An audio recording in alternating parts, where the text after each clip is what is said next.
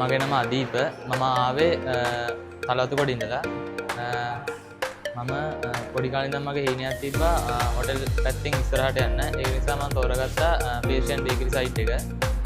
ඉතින් මම ඒකට හොඳම ආයතනයේ විදිහට මම IT ආයතනය තෝරගත්තා. මොකද මේ IT ආයතනයෙන් ගොඩක් ප්‍රැක්ටිකල් පැත්තෙන් ගොඩක්ම උගන්වනවා. ඉතින් හොඳයි කියලා හිතුණා. ඉතින් මම ඕ ලෙවල් වලින් පස්සේ මේ IT ආයතනයට බැඳුණා. මගේ අනාගත බලාපොරොත්තුව තමයි පේෂන් බේකරි පැත්තෙන් හොඳ ස්කිල් ටෙස්ට් ෂෙෆ් කෙනෙක් වෙන එක. Hi, my name is Achali. මම IT ආයතනයේ ජොයින් වුණේ.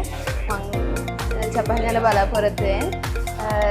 මම ජපාන් ගිහින් ටෙස්ට් ෂෙෆ් කෙනෙක් වෙන්නට බලාපොරොත්තු තියෙන්නේ. ඉතින් මට ඒකට NVQ4 සර්ටිෆිකේට් එක ගොඩාක් වටිනවා. ඒ හින්දා මම ඒක ජොයින් වුණේ.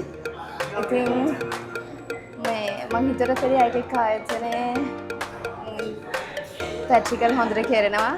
IT ආයතනයට සම්බන්ධ එකට මම ගොඩක් සතුටුයි.